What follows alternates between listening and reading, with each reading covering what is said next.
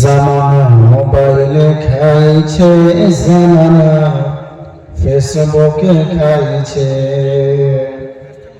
জামানা হোয়াটসঅ্যাপে খাইছে, জামানা মেসেঞ্জারে খাইছে।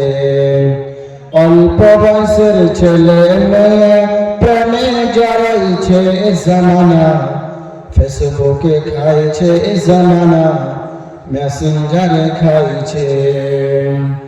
সকাল বেলায় বাবা বলে যাস রে কোথায়, বাবার কথা শোনার মতো সময় যে আর নাই।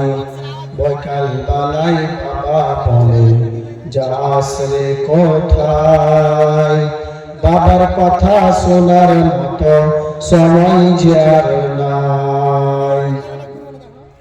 রাস্তার পাশে বসে বসে ওরা ফ্রি ফায়ার খেলছে, জামানা ফেসবুকে খাইছে, জামানা হোয়াটসঅ্যাপে খাইছে।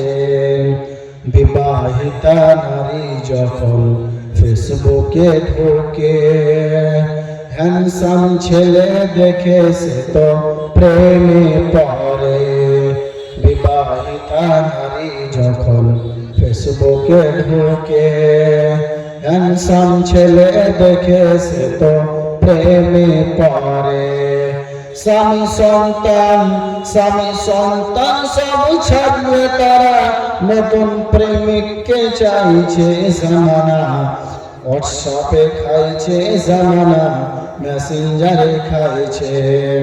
রাতের বেলায় একা একা ঘুম যে আসে না, মেসেঞ্জারে না পাইলে বন্ধু ভালো লাগে না। রাতের বেলায় একা একা ঘুম যে আসে না, মেসেঞ্জারে না পাইলে বন্ধু ভালো লাগে না। তাই তো এখন মা বাবারা ভীষণ টেনশনে পড়েছে, জামানা ফেসবুকে খাইছে, জামানা মেসেঞ্জারে খাইছে। অল্প বয়সের ছেলে মেয়ে প্রেমে জড়াইছে, জামানা ইউটিউবে খাইছে, জামানা ফেসবুকে খাইছে। উপস্থিত সম্মানীয় আজকের এই জলসা সবার সভাপতি সাহেব, মঞ্চে উপবিষ্ট উলামায়ে কেরামগণ, সামনে বসে থাকা দিনদার ইমানদার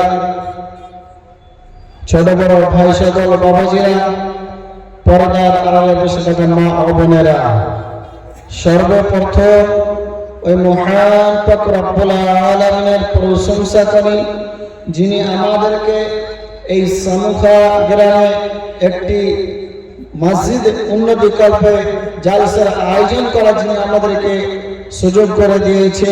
তিনার প্রশংসা করে শেষ করা যায় না। তাই একটি ছোট্ট লফজের দ্বারায় ওয়ার্ডের দ্বারায় তিনার প্রশংসাকে শেষ করে, তাই আমরা সকলে বলি আলহামদুলিল্লাহ। তারপরে আমার নবী, আপনার নবী, সারা বিশ্বের নবী, তাহতারে মদিনা আহমদ মুস্তাফা মুহাম্মদ মুস্তাফা সাল্লাল্লাহু আলাইহি ওয়াসাল্লাম।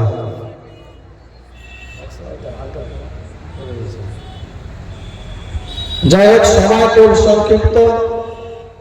আমি আপনাদের সম্মুখে কয়েকটা কোরআন হাদিস বলে আমি আমার বক্তব্য শেষ করব ইনশাআল্লাহ আজিজ। বন্ধুগণ, আজকে আমরা হতভাগা মুসলমান, আজকে এই জায়গায় একটি কোরআন হাদিসের আলোচনা হচ্ছে। এই জায়গায় আজকে আমরা হতভাগা মুসলমান, আজকে এই জায়গায় না থেকে আজকে আমরা হতভাগা মুসলমান, আজকে আমরা নোংরা জায়গায় আড্ডা দিচ্ছি, আজকে আমরা হতভাগা মুসলমান। আপনি যে নোংরা জায়গায় আপনি আড্ডা দিচ্ছেন, আপনার কাল কিয়ামতের দিন যেই দিন সময় সম্পর্কে জিজ্ঞাসা করা হবে, সেই দিন আপনি বলবেন সেই দিন সামখাতে জালসা হচ্ছিল, যদি আমি বাজারে না বলে যদি আমি জালসার প্যান্ডেলে যেতাম, আমি কোরআন হাদিসের আলোচনা শুনতাম, তাহলে আমি আজকে লাভবান হয়ে যেতাম। সেই দিন পস্তাবেন, কিন্তু সেই দিন আপনার পস্তে কোনো লাভ হবে না।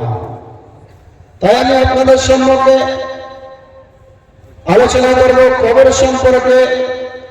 মরণের পর তিনটি ভয়াবহ জায়গা রয়েছে, তার মধ্যে একটি হচ্ছে কবর। এই কবর থেকে যারা বেঁচে যাবে তারা প্রত্যেক জায়গায় তারা বেঁচে যাবে, আর যারা কবরের টাকাও খেয়ে যাবে তারা প্রত্যেক জায়গায় টাকাও খেয়ে যাবে, তারা বাঁচতে পারবে না।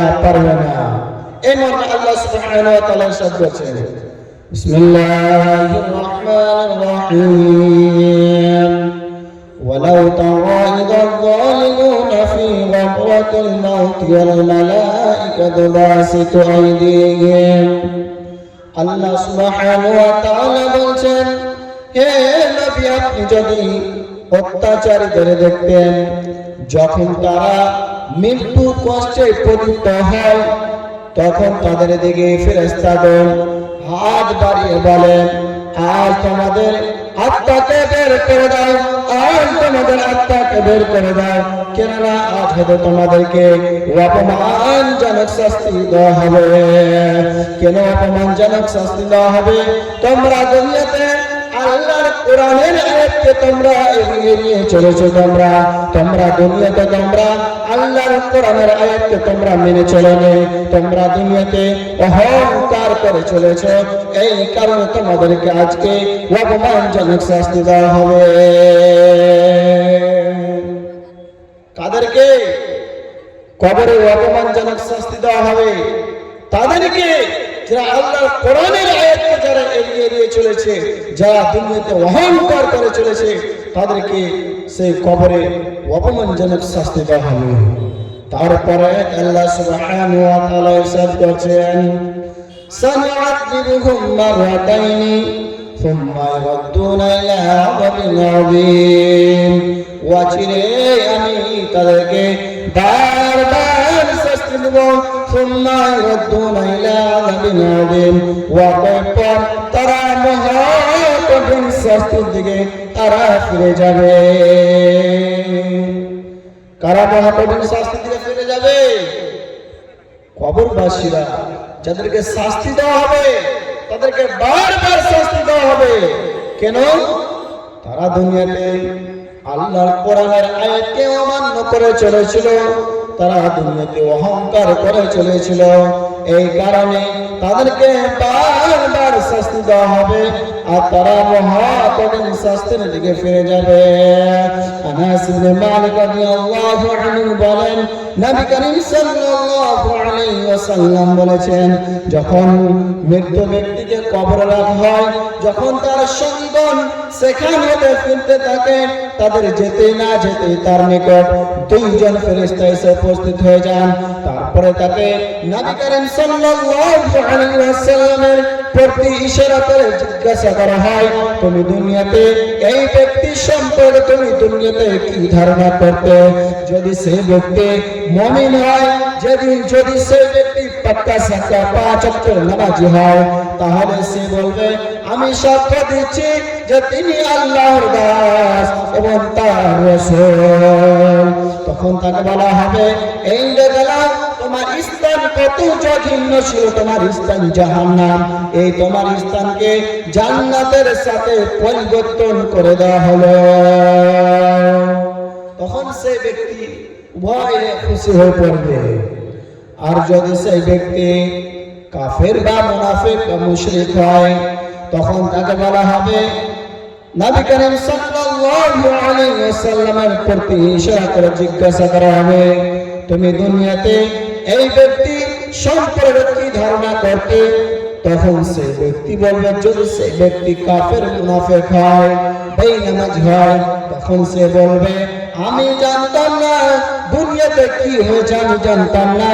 মানুষ যা বলতো আমিও তা বলতাম না, মানুষ যা বলতো আমিও তা বলতাম, আমি কিছুই জানি না। তখন তাকে বলা হবে, কেন তুমি তোমার বিবেক দ্বারা তুমি বুঝার চেষ্টা করোনি? কেন তুমি আল্লাহর কিতাব পড়ে তুমি বুঝার চেষ্টা করোনি কেন?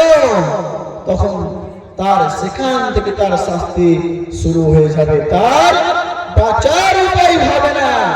তাকে পূর্ণ শাস্তি ভোগ করতে হবে। কেন? সে আল্লাহ কোরআনের আয়াতকে দিয়ে চলেছে, সে দুনিয়াকে অহংকার করে চলেছে। আজকে আমরা হতভাগা মুসলমান, আজকে আমরা মুসলমান আল্লাহর কোরআনকে মেনে চলি না। আজকে আমরা মুসলমান, আজকে আমরা হতভাগা মুসলমান আল্লাহ রাসূল সাল্লাল্লাহু আলাইহি ওয়াসাল্লামের হাদিসকে অনুসরণ করতে চলতে পারি না। আজকে আমরা হতভাগা মুসলমান। আল্লাহ সুবহানাহু ওয়া তাআলা কোরআনুল কারীমের মধ্যে আয়াত করে 82 জন আল্লাহ সুবহানাহু ওয়া তাআলা শুধু সওয়াবের কথা ইরশাদ করেছেন, কিন্তু আজকে আমরা হতভাগা মুসলমান, তবুও কিন্তু আজকে আমরা সালাত আদায় করছি না। আল্লাহর কোরআনের আয়াতকে আজকে আমরা অমান্য করে দিচ্ছি। যদি আপনি অমান্য করে দেন তাহলে আপনাকে কবরে বারবার শাস্তি দেওয়া হবে, আর মহা কঠিন শাস্তির দিকে আপনাকে ফিরে যেতে হবে। আপনার বাঁচার কোনো পথ থাকবে না, আপনার বাঁচার কোনো পথ থাকবে না। তাহলে আমাকে কি করতে হবে? তাহলে আমরা কবর থেকে বাঁচতে পারবো। আমাদেরকে আল্লাহ সুবহানাহু ওয়া তাআলার জিকির আজকার করতে হবে। কেননা ইল্লা ইয়াবুদুন, আল্লাহ সুবহানাহু ওয়া তাআলা বলছেন কেবলমাত্র আমার বান্দা আমার ইবাদত করবে। আল্লাহ সুবহানাহু ওয়া তাআলা যা আপনাকে সৃষ্টি করেছেন তার একটি কারণ রয়েছে, উদ্দেশ্য রয়েছে। আল্লাহ সুবহানাহু ওয়া তাআলা আপনাকে আমাকে 50 বছর 100 বছর 60 বছর এরকম করেছে। আল্লাহ রাব্বুল আলামিন বয়স দিয়েছে আমাকে আপনাকে পরীক্ষা করার জন্য, যে আমি বান্দাকে এই বয়স দিলাম, আমার বান্দা বয়স কাতি বয় করছে, সে আমার পিছনে বয় করছে না সে বাড়ি গাড়ি টাকা পয়সা নিয়ে ব্যস্ত থাকছে। কিন্তু দেখা যায় আজকে হতভাগা মুসলমান আল্লাহকে বলে আজকে আমরা ভুলে গিয়েছি। আজকে আমরা দুনিয়াতে এটা দেখছি, কোথায় গেলে আমাদের 2 টাকা ইনকাম হবে, কোথায় গেলে আমার বাড়িখানা হবে, কোথায় গেলে আমার গাড়ি হবে, এটাই আজকে আমরা দেখছি। কিন্তু কাল কিয়ামতকে বলে আজকে আমরা হতভাগা মুসলমান চিন্তা ভাবনা করছি না। কিন্তু সেই দিন কাল কিয়ামতের দিন আপনি আল্লাহর নিকটে সময় চাইবেন, সেই দিন আল্লাহ বলবে তোমাকে আমি 50 বছর সময় দিয়েছিলাম, তোমাকে আমি 40 বছর সময় দিয়েছিলাম, তুমি এই সময়টুকু তুমি কাটি ব্যয় করেছিলে, তুমি এই সময়টুকু তুমি কাটি ব্যয় করেছিলে। সেই দিন কাল কিয়ামতের দিন আপনি যদি অপরাধী হয়ে যান, আপনি যদি অপরাধী হয়ে যান কাল কিয়ামতের দিন আপনাকে পৃথিবীর করে আপনাকে সমস্ত কথা আপনাকে স্মরণ করে দেওয়া হবে, আর আপনাকে অপমান করে আপনাকে জাহান্নামে নিক্ষেপ করা হবে। আপনি কোথায় কার ডাকাতি করেছেন, কার কোথায় চুরি করেছেন, কার কোথায় টাকা মেরে খেয়েছেন, কার কোথায় আইন চেপে খেয়েছেন, আপনি পৃথিবীর মধ্যে যত আপনি গুনার কাজ করেছেন, অপরাধ করেছেন, আপনাকে এক এক করে আপনাকে সমস্ত হিসাব দেওয়া হবে। কাল কিয়ামতের দিন স্মরণ করে দেওয়া হবে, আর অপমান করে আপনাকে জাহান্নামে নিক্ষেপ করা হবে। যদি কোরআন হাদিস না মানি জীবনে কি হবে মৃত্যুর পরে, যদি কোরআন হাদিস না মানি জীবনে কি হবে মৃত্যুর পরে, কবরের মাঝে কি দিব জবাব, কবরের মাঝে কি দিব জবাব, মুনকির নাকির তরে কি হবে মৃত্যুর পরে, যদি কোরআন হাদিস না মানি জীবনে কি হবে মৃত্যুর পরে। 4 মাযহাবকে ফরজ এনেছি, এক মাযহাবে আমল করেছি, 4 মাযহাবকে ফরজ এনেছি, এক মাযহাবে আমল করেছি। কুরআন হাদিসের দিকে দেখি দিনই তো ফিরে কি হবে গলি তোর পারে যদি কোরআন হাদিস না মানি জীবনে কি হবে গলি তোর পারে আবু হুরায়রা রাদিয়াল্লাহু আনহু বলেন নবী করিম সাল্লাল্লাহু আলাইহি ওয়াসাল্লাম বলেছেন যদি কোনো ব্যক্তি দিনে ও রাতে 7 বার করে জান্নাত চায় তখন জান্নাত বলে হে আমার প্রতিপালক নিশ্চয় আপনার উম্মত বান্দা জান্নাত চেয়েছে আপনি তাকে দয়া করে আপনি তাকে জান্নাতে প্রবেশ করান আর কোন ব্যক্তি যদি দিনে রাতে 7 বার করে জাহান্নাম থেকে পরিত্রাণ চায় তখন জাহান্নাম বলে হে আমার প্রতিপালক নিশ্চয় আপনার উম্মত দাস জাহান্নাম থেকে পরিত্রাণ চেয়েছে আপনি তাকে দয়া করে জাহান্নাম থেকে বাঁচান আনাস ইবনে মালিক রাদিয়াল্লাহু আনহু বলেন নবী করিম সাল্লাল্লাহু আলাইহি ওয়াসাল্লাম বলেছেন কোন বান্দা যদি দিনে 3 বার করে জান্নাত চায় এখন জান্নাত বলে হে আমার প্রতিপালক নিশ্চয় আপনার উম্মত বান্দা জান্নাত চেয়েছে আপনি তাকে দয়া করে জান্নাতে প্রবেশ করান আর কোন বান্দা যদি দিনে 3 বার করে জাহান্নাম থেকে পরিত্রাণ চায় তখন জাহান্নাম বলে হে আমার প্রতিপালক নিশ্চয় আপনার উম্মত দাস জাহান্নাম থেকে পরিত্রাণ চেয়েছে আপনি তাকে জাহান্নাম থেকে দয়া করে জাহান্নাম থেকে বাঁচান তাহলে আমরা এই হাদিস বিবরণ দ্বারা আমরা বুঝতে পারলাম যদি আমরা জাহান্নাম থেকে পরিত্রাণ চাই তখন জাহান্নাম বলে আমাদের জন্য কাল কিয়ামতের দিন জাহান্নাম সুপারিশ করবে যদি আমরা জান্নাত চাই তখন জান্নাত বলে হে আমার প্রতিপালক অমুক গ্রামের অমুক ব্যক্তি জান্নাত চেয়েছে আপনি তাকে দয়া করে জান্নাতে প্রবেশ করান কিন্তু দুঃখের বিষয় আজকে আমরা হতভাগা মুসলমান আজকে আমরা জান্নাত চাইতে পারছি না জাহান্নাম থেকে পরিত্রাণ চাইতে পারছি না দুঃখের বিষয় আজকে আমরা হতভাগা মুসলমান আজকে মসজিদকে আমরা চিনলাম না আজকে আমরা আল্লাহর ইবাদত করতে জানলাম না কিন্তু আপনাকে আল্লাহর জিকির আজকার করার জন্য আপনাকে সৃষ্টি করা হয়েছে আল্লাহ তো কোরআনে কোনো জায়গায় বলেনি হে আমার বান্দা বান্দিরা শুধু তোমরা আমার জিকির আজকার করো এই কথা বলেছে তোমরা আমার জিকির আজকার করো আবার তোমরা আমার জমিনে চলে দাও আর আমার দেওয়া হালাল রুজিগুলি তোমরা বেশি বেশি করে অনুসরণ করো কিন্তু দুঃখের বিষয় আল্লাহ কোরআনের আয়াতকে আজকে আমরা উল্টে দিয়েছি আজকে আমরা আল্লাহর জিকির আজকার করছি না আজকে আল্লাহর জমিনে আজকে আমরা হারাম রুজিগুলি আজকে আমরা বেশি বেশি করে অনুসরণ করছি তাই আমি বলবো যে আপনারা আল্লাহর জিকির আজকার করবেন আর আল্লাহর জমিনে আল্লাহর দেওয়া হালাল রুজিগুলি আপনারা বেশি বেশি করে অনুসরণ করবেন তাহলে আপনারা কাল কিয়ামতের দিন সাকসেসফুল হয়ে যাবেন সুমরা ইবনে জুনদুব রাদিয়াল্লাহু আনহু বলেন নবী করিম সাল্লাল্লাহু আলাইহি ওয়াসাল্লাম বলেছেন কোন জাহান্নামী ব্যক্তির কাঁধ পর্যন্ত আগুন হবে কাউরে টাকনো পর্যন্ত হবে কাউরে কমর পর্যন্ত হবে আর মানুষ জাহান্নামে অনকাবে ডুবে থাকবে আল্লাহ সুবহানাহু ওয়া তাআলা সূরা সাফফাতের মধ্যে ইরশাদ করেছেন সাউরুকু সাউরা সেইদিন প্রত্যেক অপরাধীদেরকে সেই পাহাড়ে চড়াবে আর নামাবে মাত্র আয়াত বিবরণ দ্বারা তাহলে আমরা বুঝতে পারলাম যে জাহান্নামের মধ্যে একটি পাহাড় রয়েছে সেই পাহাড়টি মাটির পাহাড় হবে না সেই পাহাড়টি তুলার পাহাড় হবে না সেই পাহাড়টি স্বয়ং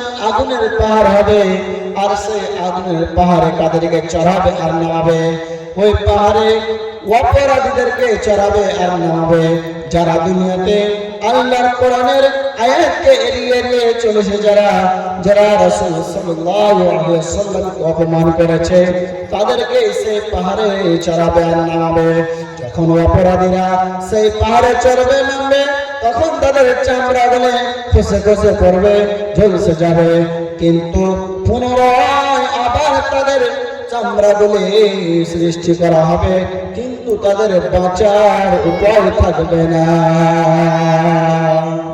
তাদেরকে পূর্ণ শাস্তি ভোগ করতে হবে। কেন?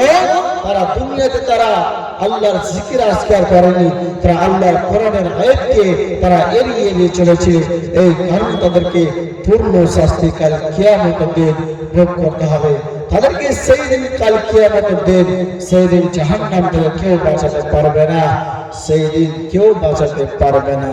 যদি আপনি একবার জাহান্নামে চলে যান, আপনাকে শাস্তি ভোগ করতে হবে, আপনার বাঁচার উপায় হবে না। তাহলে আমরা যদি জাহান্নাম থেকে বাঁচতে চাই, তাহলে আমাদেরকে আল্লাহ সুবহানাহু ওয়া তাআলার জিকির আজকার করতে হবে। আল্লাহ রাসূল সাল্লাল্লাহু আলাইহি ওয়াসাল্লামের হাদিসকে অনুসরণ করে চলতে হবে।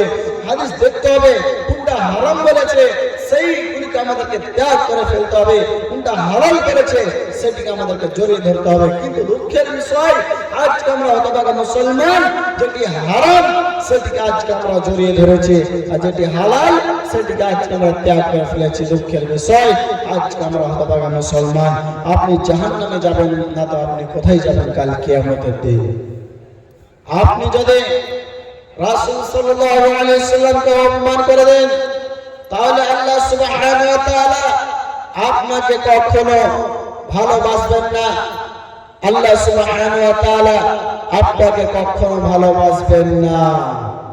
আবু হুরায়রা রাদিয়াল্লাহু আনহু বলেন, নবী করিম সাল্লাল্লাহু আলাইহি ওয়াসাল্লাম বলেছেন, আউয়ালু মা ইউহাসাবু বিহিল আবদু ইয়াউমাল কিয়ামাতি সালাহ। কিয়ামতের দিন সর্বপ্রথম বান্দাকে সালাত সম্পর্কে জিজ্ঞাসা করা হবে। ফাইন সালাত সালালাহু সাইরা, মানে যদি বান্দার সালাতের নতুন আমল গ্রহণ হয়ে যায়, তাহলে বান্দার সমস্ত আমল গ্রহণ হয়ে যাবে। ওয়া ইন ফাসাদাত ফাসাদা সাইরু আমালি, আর যদি বান্দার সালাতের নতুন আমল গ্রহণযোগ্য না হয়, তাহলে বান্দার সমস্ত আমল ছারখার হয়ে যাবে, ধ্বংস হয়ে যাবে। তাহলে আপনি পত্র হাদিস বিবরণ দ্বারা আপনি কি বুঝতে পারলেন? যদি কাল কিয়ামতের দিন আপনার সালাতের মতন আমল টিকে, তাহলে আপনার সমস্ত আমল টিকে যাবে। আর যদি আপনার সালাতের মতন আমল না টিকে, আপনার সমস্ত আমল ছারখার হয়ে যাবে, বরবাদ হয়ে যাবে।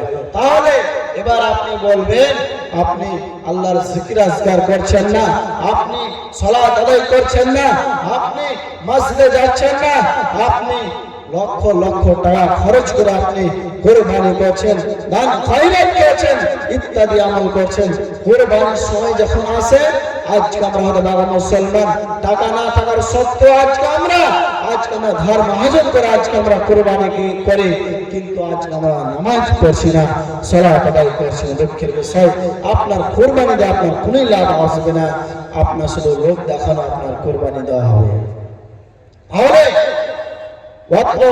হাদিস বিবরণ আমরা বুঝতে পারলাম যে তাহলে আমাদেরকে সর্বপ্রথম সালাতের মতন আমলটাকে জড়িয়ে ধরতে হবে, তারপরে কোন কাজ করতে হবে।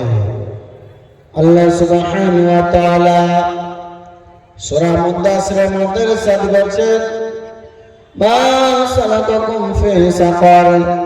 সেদিন জাহান্নামের গেটম্যান জিজ্ঞাসা করবে জাহান্নামীদেরকে, ও হতভাগা জাহান্নামীরা। সেদিন জান্নাতীরা ও জাহান্নামীদেরকে জিজ্ঞাসা করবে, ও হতভাগা জাহান্নামীরা, তোমরা আজকে কিসের কারণে আজকে তোমরা জাহান্নামে চলে এসেছো? তোমরা দুনিয়াতে কি এমন পাপ করেছিলে তোমরা জাহান্নামে চলে এসেছো? সেই দিন জাহান্নামীরা কেঁদে কেঁদে বলবে, আমরা মুসল্লিদের সঙ্গে আমরা শামিল ছিলাম না, আমরা নামাজ পড়তাম না, আমরা আল্লাহর ঘরে যেতাম না, আমরা সালাত আদায় করতাম না, এই কারণে আজকে আমরা এই জাহান্নামে চলে এসেছি।